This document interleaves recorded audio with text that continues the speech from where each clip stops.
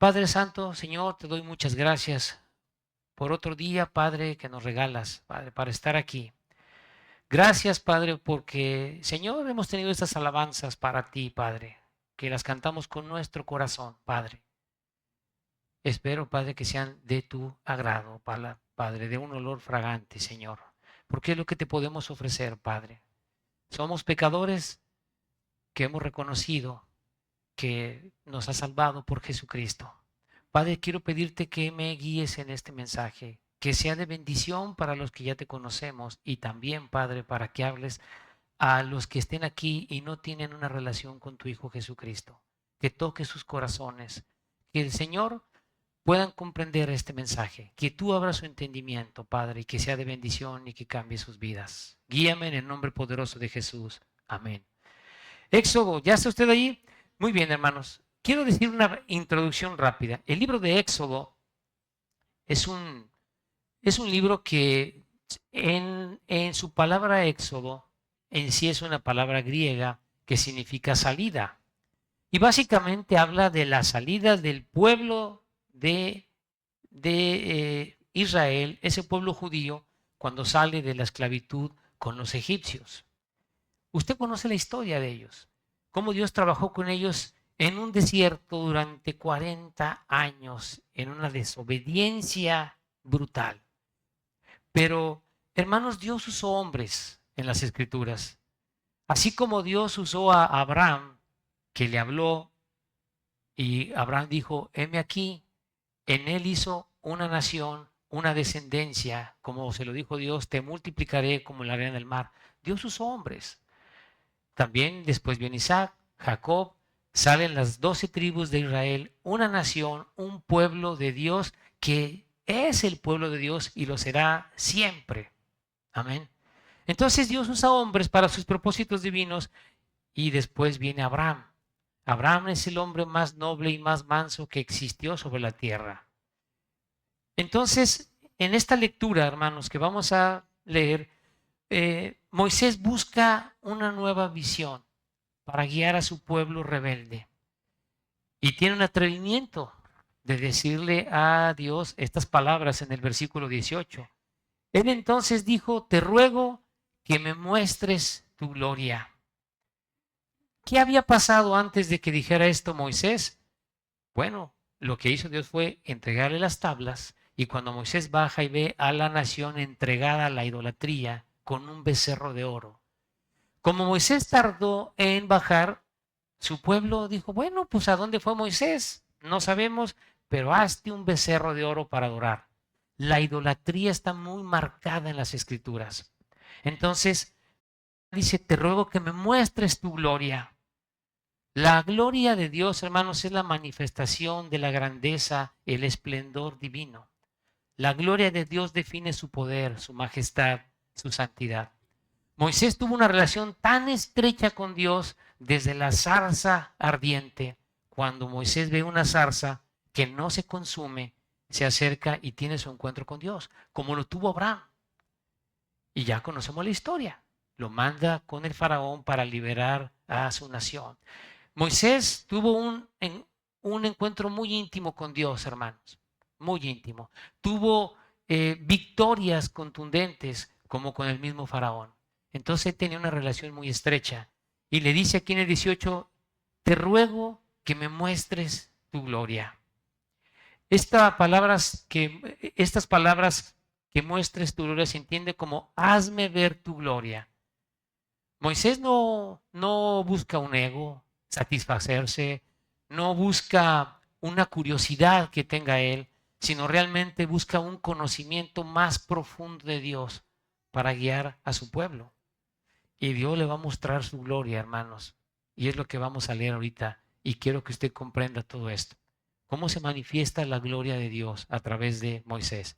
Entonces en el versículo 19 dice, y le respondió, yo haré pasar todo mi bien delante de tu rostro y proclamaré el nombre de Jehová delante de ti y tendré misericordia del que tendré misericordia y seré clemente para con el que seré clemente. Proclamar, hermanos, es llamar con fuerza, es llamar por nombre, es algo personal, es anunciar, es predicar. Llamando esta palabra es un llamado de Dios con autoridad, su nombre. Esta raíz de la palabra cara del hebreo tiene la idea de acosar accidentalmente, de manera hostil, pero Dios nos habla con autoridad, llamando nuestra atención. Hey, esto es vida o muerte. Proclamar. Eso es el significado de esta palabra. Hablar con fuerza de manera personal. Muy bien. Dice, dijo más, no podrás ver mi rostro, porque no me verá hombre y vivirá. Y dijo aún Jehová, he aquí un lugar junto a mí, y tú estarás sobre la peña. Y cuando pase mi gloria, yo te pondré en una hendidura de la peña, y te cubriré con mi mano hasta que haya pasado. Después apartaré mi mano y verás mis espaldas, mas no verás mi rostro. ¿Qué le está diciendo aquí Dios a Adán? No puedes ver mi cara, no puedes ver mi rostro, pero verás mi espalda. Si usted lo quiere parafrasear este versículo, yo pondré una hendidura de la peña del monte Sinaí. Te cubriré con mi mano, voy a pasar, no verás mi rostro, verás mi espalda. Tiene ese enorme privilegio Moisés de ver la gloria de Dios. Vio sus espaldas, no vio su rostro. Nosotros vamos a ver a Dios en su rostro, como es Él cuando estemos en el cielo. La espalda, hermanos, es como un hombre que pasa delante de nosotros y solo lo vemos por detrás. Estas palabras de rostro, mano, espalda son términos antropomórficos. Son metáforas que ayudan a comprender la gloria infinita de Dios, porque Dios es espíritu. No tiene ninguna diferencia, hermanos, esto con lo que nosotros tenemos hoy en día con la iglesia. Nosotros andamos por fe. No hemos visto el rostro del Señor. La fe es la certeza de lo que se espera, la convicción de lo que no se ve, dice en Hebreos 11:1. Andamos por fe. Y cuando hablamos, no verás mi rostro, sino mis espaldas, nosotros seguimos a Cristo. Vamos atrás de Él. No lo hemos visto, hermanos. Andamos por la fe. Exactamente es lo mismo desde el principio. Dios hizo un plan divino para salvarnos desde Adán cuando lo tapa con piel animal y está basado en la fe, en creer a Él y seguirle. Entonces tiene un significado profundo, hermanos, el tema de la espalda. Mire, ponga su mano aquí, vamos a Isaías 38:17. Isaías 38:17.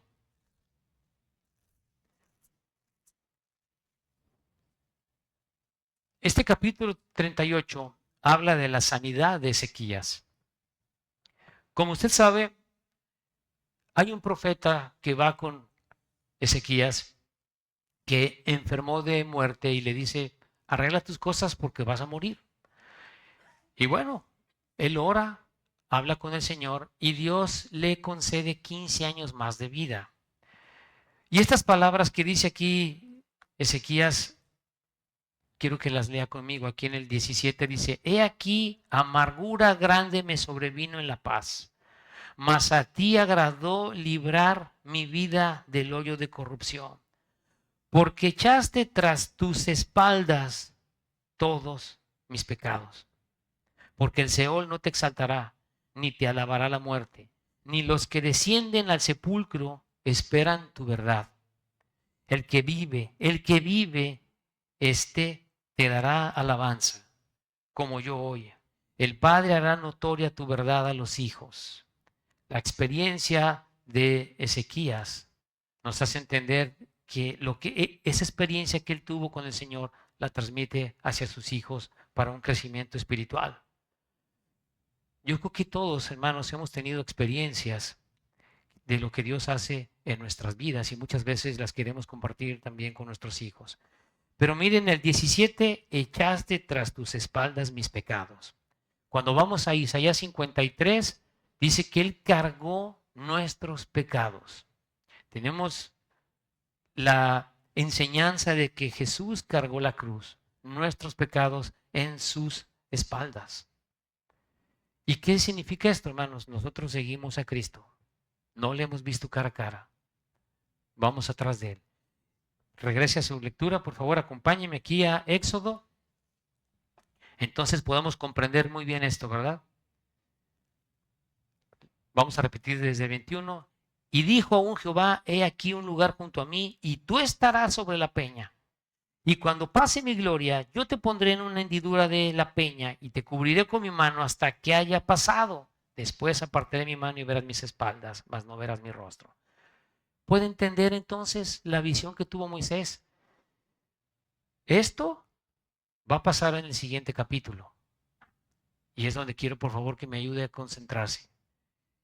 Dios ya tuvo el encuentro con Moisés, tuvo una plática y dijo, vas a ver mi gloria de esta forma. Y así sucede.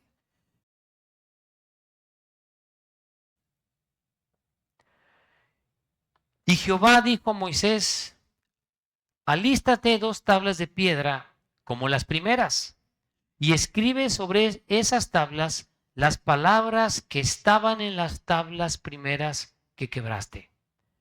¿Recuerda la historia? Cuando Moisés bajó con las tablas y vio al pueblo de Dios adorando un becerro de oro, se enojó y rompió las tablas. Después va a hablar con Aarón y dice, ¿qué pasó?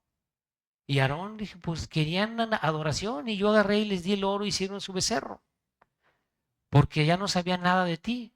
Tan rápido se apartó el pueblo de Dios cuando Moisés se descuidó de ellos. Entonces Dios dice en el versículo 2, prepárate pues para mañana y sube de mañana al monte de Sinaí y preséntate ante mí sobre la cumbre del monte. La península del Sinaí, que se encuentra en Egipto, tiene ese monte del Sinaí en la parte sur. Es un monte que tendrá una altura de unos 2.200 metros. Ese monte, hermanos, existe y tiene una historia, es un símbolo para el cristianismo, para los judíos, hasta para el islam. Tiene una historia preciosa ese monte donde Dios le dio las tablas a Moisés. Entonces le dijo, prepárate, vas a ir para allá, preséntate ante mí sobre la cumbre del monte y no suba hombre contigo, ni perezca alguno en todo el monte, ni ovejas ni bueyes pascan delante del monte. Y Moisés alistó 2 tablas de piedra como las primeras, y se levantó de mañana y subió al monte Sinaí, como le mandó Jehová, y llevó en su mano las 2 tablas de piedra. ¿Me siguen la lectura? Moisés ya se prepara, como le ha pedido Dios, que haga 2 tablas de piedra y suba nuevamente al monte Sinaí. Ahora empieza la visión que Dios le dijo a Moisés que tendría con él. ¿Puede comprender la lectura? Dice en el 5, y Jehová descendió en la nube y estuvo allí con él, ¿qué dice? Proclamando el nombre de Jehová. Ya vimos qué significa proclamar, hermanos, hablar con autoridad. Yo busqué la concordancia y esa palabra dice como un acoso. Así nos habla Dios, hermanos, con autoridad. El nombre de Jehová, el 6. Y pasando Jehová por delante de él, proclamó Jehová, Jehová, fuerte, misericordioso y piadoso, tardo para la ira y grande en misericordia y verdad. ¿Quieres ver mi gloria, Moisés? De acuerdo, aquí la tienes. Jehová, Jehová, fuerte en misericordia y piadoso, que es tardo para la ira y grande en misericordia y verdad. Esas palabras se las está diciendo Dios directamente a Moisés. Misericordia habla de bondad, una persona piadosa. Dios es un Dios piadoso. Habla de Bueno, voy a leer el versículo 7, hermano, para que me comprenda la misericordia. Y que, dice en el versículo 7, que guarda misericordia a millares, que perdona la iniquidad, la rebelión y el pecado, y que de ningún modo tendrá por inocente al malvado, que visita la iniquidad de los padres sobre los hijos y sobre los hijos de los hijos hasta la tercera y cuarta generación. Misericordia, hermanos, que nos muestra Dios es bondadoso y piadoso. También leemos iniquidad, hermanos, que perdona la iniquidad, es actuar con perversidad. Rebelión, pues la rebeldía, es la naturaleza propia en nosotros, hermanos, con el pecado. Este versículo en Éxodo 34:7 presenta a Dios como paciente, como un Dios perdonador, pero no olvides algo, también como un Dios justo que garantiza el amor, la salvación, pero también juzga y no puede dejar el pecado sin castigar. Especialmente, hermanos, también habla aquí también cuando el pecado es de generación a generación. Este versículo a veces lo han malentendido un poco, porque pareciera que un pecado de de una persona, se transmite al otro como por culpa de él, algo ya que tengo que cargar yo con un pecado por mi padre. No está hablando de eso exactamente. ¿Qué significa esto, hermano? Se lo voy a poner tan práctico. Los pecados de los padres afectan también a los hijos. Un padre alcohólico afecta al hijo. ¿Y qué riesgo existe, hermanos? Que el hijo también sea alcohólico. Si el padre es un narcotraficante, ¿qué riesgo existe? Que el hijo también lo sea. Estas palabras eran, hermanos, de, de un entendimiento claro para los judíos hasta la tercera y cuarta generación. Esas generaciones que estuvieron en ese monte rebeldes ante Dios, lo mismo le inculcaron a sus hijos. Exactamente lo mismo. ¿Y qué pasó en todo ese camino? Los mató Dios, hermanos. Los mató. Si usted lee las escrituras, Dios se fastidió con ellos por su rebeldía, aun cuando les mostraba misericordia. Ese perdón, no, rebeldes. Esa parte de las escrituras más atrás, cuando Moisés dice que, cuando Dios dice a Moisés que es un pueblo de dura cerviz, le dice Dios a Moisés. ¿Qué significa dura cerviz? La cerviz es la parte superior del cuello. Y ese término se usaba para los bueyes, para guiarlos. ¿Y qué significa eso? No se puede controlar. Dura cerviz, rebelde. Eso es lo que tenía el pueblo. ¿Hay alguna diferencia con nosotros ahora con la iglesia? Ninguna, hermanos, ninguna. Pero yo quiero decirle algo en este versículo. La salvación es personal. Dios es misericordioso, amoroso, perdona la iniquidad, la rebelión, nuestros pecados, pero no va a tener misericordia con una persona que no quiere saber nada de él, que no se quiere arrepentir. Viene un juicio y también hay un infierno. Hermanos, Dios nos muestra su amor, pero si la persona no quiere, no hay manera. Aplica para el no creyente al infierno. Aplica para el cristiano, sí. Si soy desobediente, si soy rebelde como su pueblo, pues viene la disciplina. Y en esa disciplina, pues Dios los mató. 40 años en un desierto. Yo estaba sacando más o menos una distancia desde el monte Sinaí, que está en la parte baja de la península, hasta la nación del pueblo elegido, esa tierra prometida. Hermanos, son como 6 horas en auto y no llegaban. Y no siempre estuvieron ahí, estuvieron dándole la vuelta. ¿Y por qué no entraban? Por rebeldes, por rebeldes. Entonces, padres sobre los hijos, no se entienda que mi hijo tiene que cargar con un pecado mío. Hay consecuencias.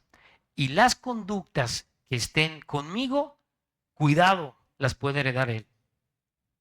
¿Por qué? Porque eso está viendo, hermanos.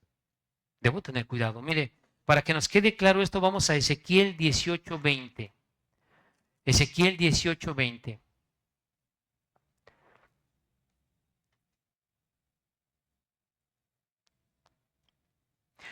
Estoy haciendo énfasis en este versículo, hermanos, porque muchas veces confunde. Entonces vamos a cotejar aquí con la palabra de Dios en Ezequiel 18:20. ¿Ya está usted ahí? El alma que pecare, esa morirá. El hijo no llevará el pecado del padre, ni el padre llevará el pecado del hijo. La justicia del justo será sobre él, y la impiedad del impío será sobre él. ¿Puede ver con claridad? Ahora brinca el 24. Del que está justificado. ¿Ok? Mas si el justo se apartare de su justicia y cometiere maldad e hiciere conforme a todas las abominaciones que el impío hizo, ¿vivirá él? Ninguna de las justicias que hizo le serán tenidas en cuenta por su rebelión con que prevaricó y por el pecado que cometió por ello morirá. En este capítulo habla de las dos situaciones, un incrédulo, muerte espiritual, y también de un creyente en una muerte física, en una rebeldía. Entonces, las consecuencias, regresamos al versículo 7 de Éxodo 34, las consecuencias de estos castigos, hermanos, se reflejaron en ese pueblo judío desde la tercera, cuarta generación de los israelitas. Y tal como Dios lo prometió en ese versículo, así pasaron las cosas. Los pecados de los padres son los mismos pecados que hacían los hijos, sus descendientes. Ese es el ejemplo que les pusieron. ¿Cuáles pecados tenían? Idolatría, incredulidad. ¿Y por qué digo incredulidad, hermanos? No creyeron que Dios les castigara. No, Dios, vamos a ver la tierra prometida. Los mató. Usted lea las escrituras. Como consecuencia de su idolatría, Dios castigó al pueblo de Israel, hermanos. Mató a más de 3,000. Puede leer pasajes de las escrituras. Desobediencia, rebeldía. Y lo estuvo tanto tiempo ahí por esa condición. Vamos a leer Salmo 103. Salmos 103 del 1 al 18.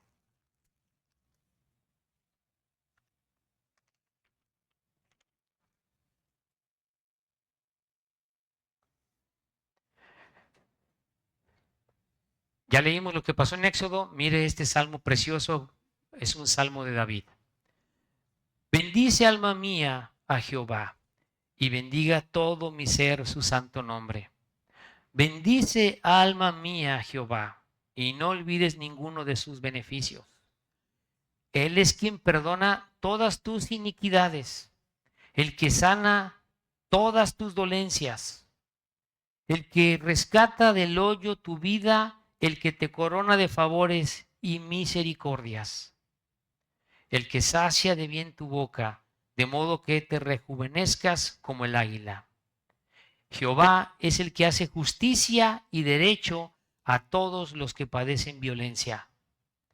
Sus caminos notificó a Moisés y a los hijos de Israel sus obras. ¿Puede irse hacia atrás con esta lectura? Misericordioso y clemente es Jehová, lento para la ira y grande en misericordia. No contenderá para siempre, ni para siempre guardará el enojo. No va a ser así siempre, hermanos. Llega un momento en que viene el juicio de Dios. Quiero hacer un paréntesis antes de seguir leyendo.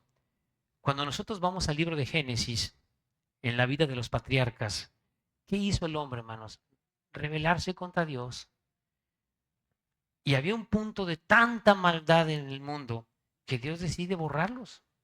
Y viene el diluvio, donde solamente se salvaron 8 dentro del arca de Noé. Dios tiene un punto, hermanos, donde dice hasta aquí. Y después también podemos entender que Dios le fue quitando vida al hombre. Imagínese la maldad que hay ahora y que un hombre pueda vivir 700 años. Imagínese.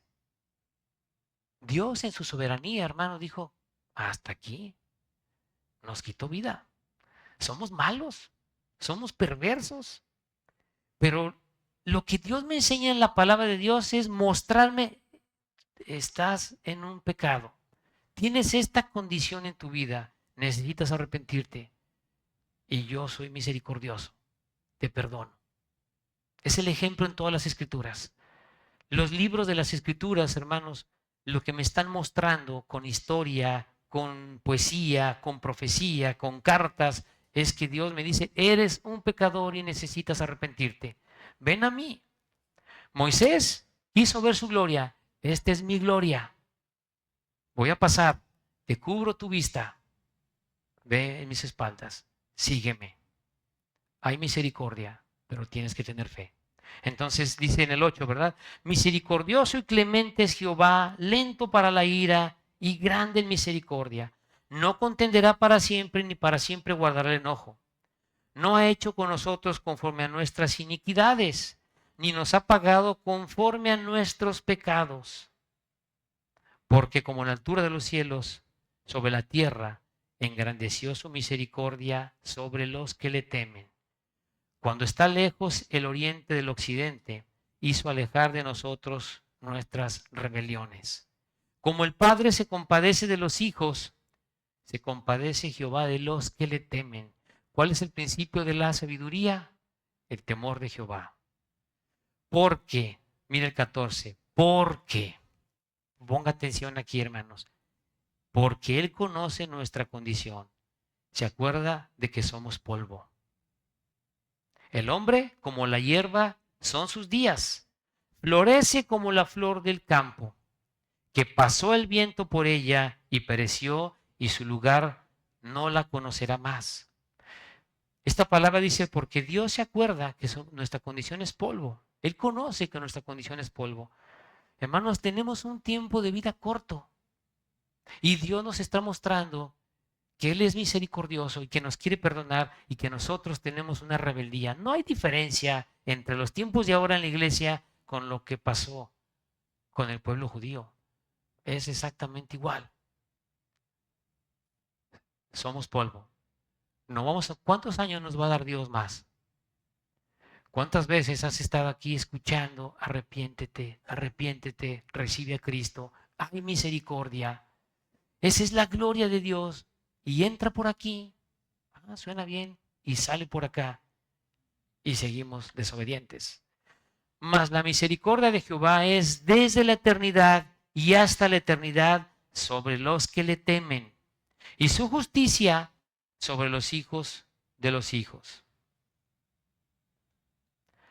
sobre los que guardan su pacto y los que se acuerdan de sus mandamientos para ponerlos en obra. En este versículo 17, sobre los que temen y su justicia sobre los hijos de los hijos. Hay un contraste con lo que leímos anteriormente en Éxodo 34:7.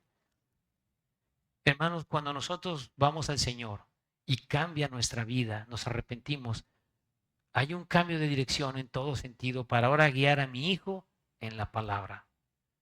¿Qué diferencia? ¿Puede ver el contraste? Sobre los que guardan su pacto y los que se acuerdan de sus mandamientos para ponerlos en obra. Hemos leído, hermanos, que Dios es misericordioso. Moisés tuvo un encuentro con Él para ver su gloria. Y su gloria, hermanos, lo tengo plasmado en el Evangelio. No hemos visto a Jesucristo cara a cara, pero tenemos fe. Y vamos atrás de Él. Jesús, ¿qué dijo? Sígueme. Deja tu pecado. Sígueme. Arrepiéntete. ¿Por qué? Porque voy a juzgar el pecado. Hay un infierno, hermanos, es real. Es real. Dios tiene tanta misericordia y tanta paciencia con nosotros que te puede estar hablando durante años para que le reconozcas, para que te conviertas a Él y no quieres. ¿Por qué no quieres cambiar? Es para considerar. Vamos a Romanos 6:23. Mire cómo se resume todo esto, hermanos, con estas palabras que están aquí.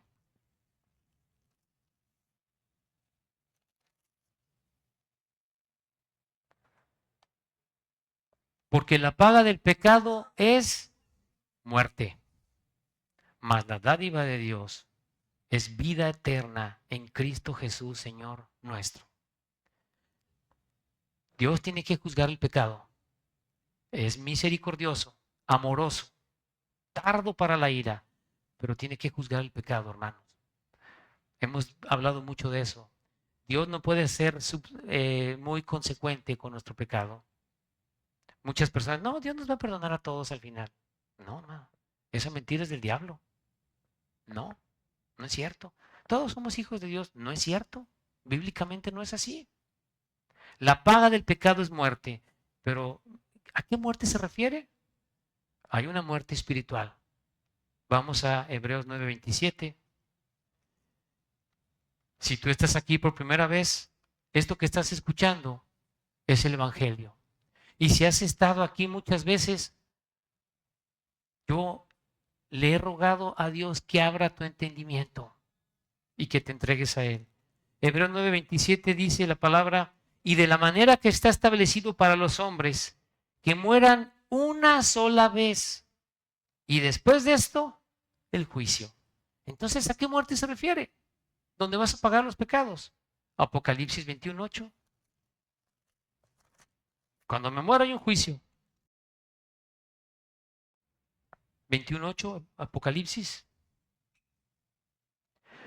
Pero los cobardes e incrédulos, los abominables y homicidas, los fornicarios y hechiceros, los idólatras y todos los mentirosos tendrán su parte en el lago que arde con fuego y azufre, que es la muerte segunda. Dios me muestra que es misericordioso y que quiere que me arrepienta y que vaya a Él. Es amplio en perdonar. Y también Dios me está mostrando que hay un juicio, una muerte segunda que es en el infierno. Pero también hay una buena noticia. Romanos 5:8.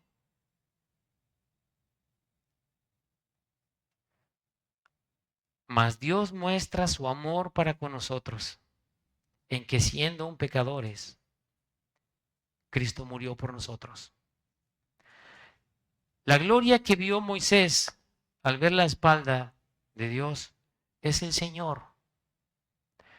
Jehová en el Antiguo Testamento es el Señor, es Jesucristo, el que opera en la creación, en la redención, es el Señor.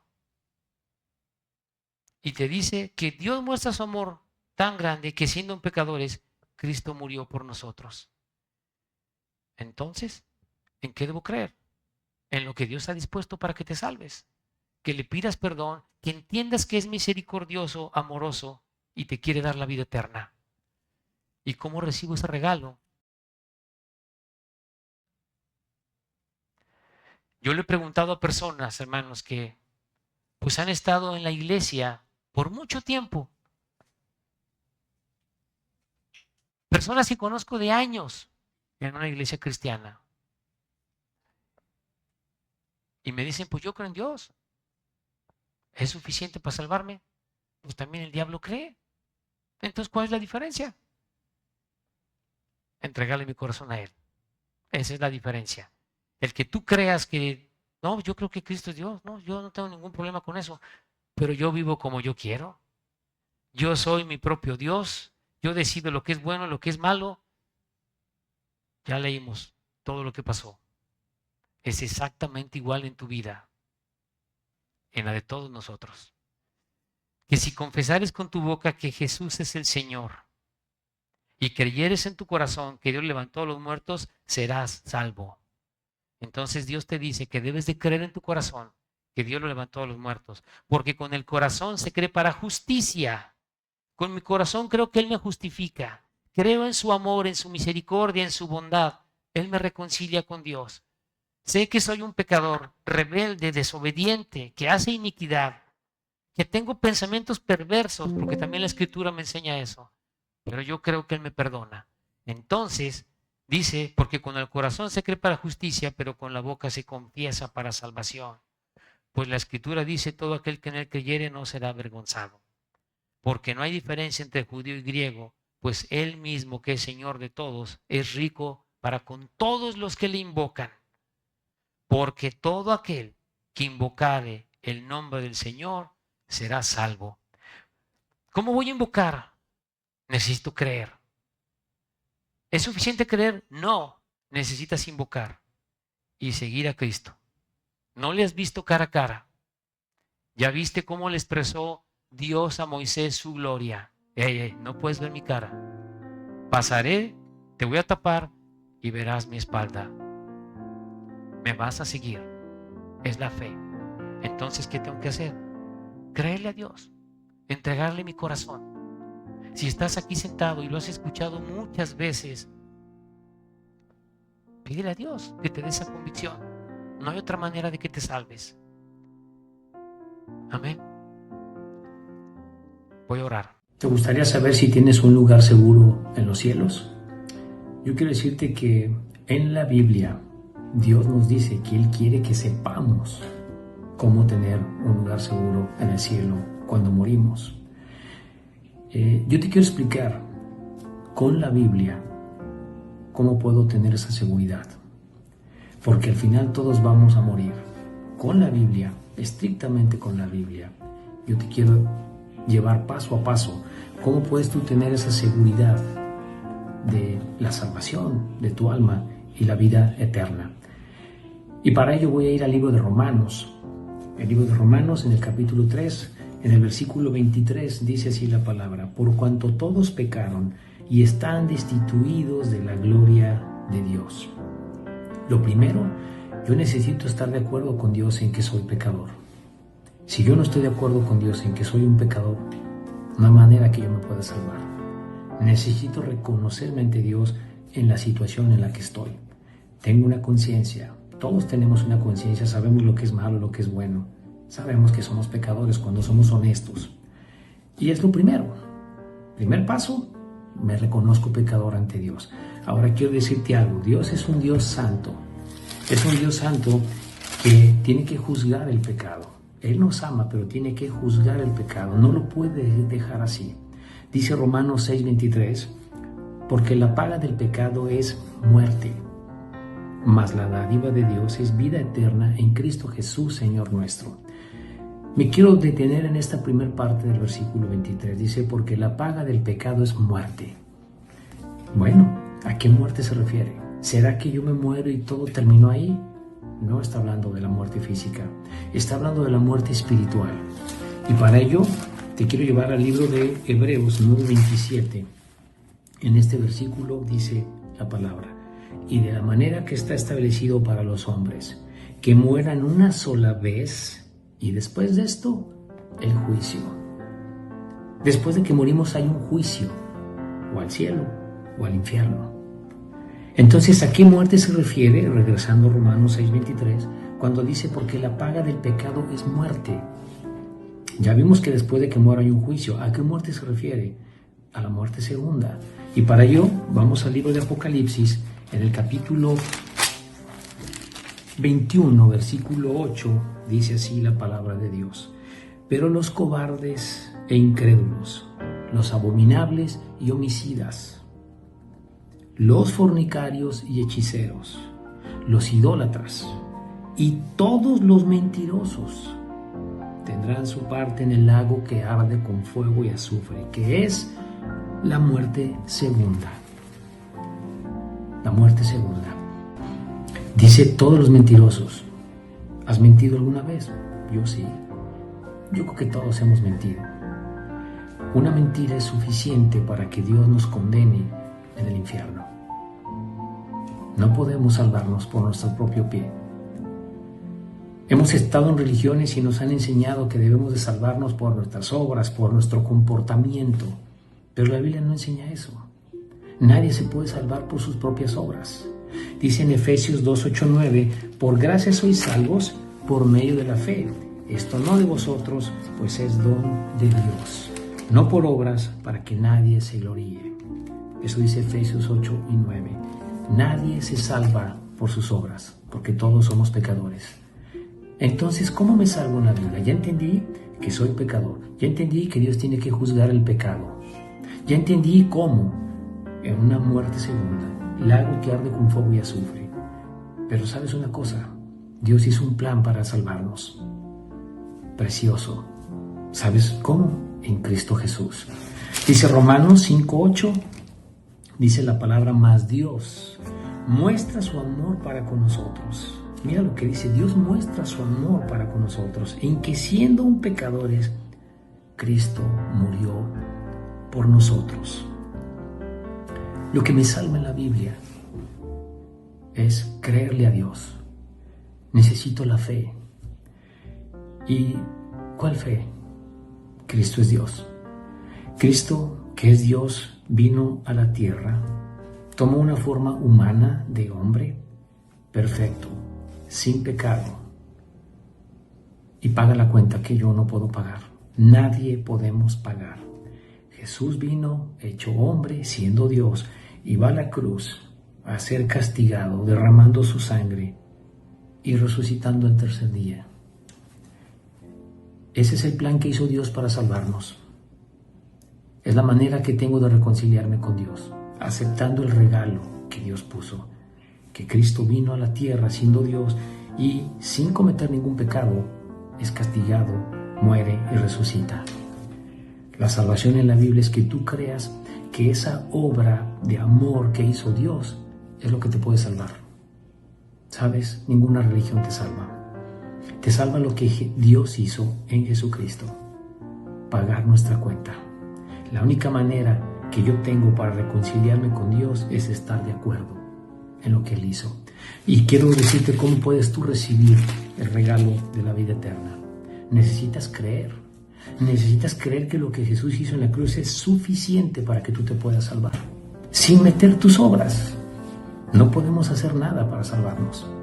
¿Por qué? Porque hemos pecado. Somos pecadores y lo vamos a seguir siendo.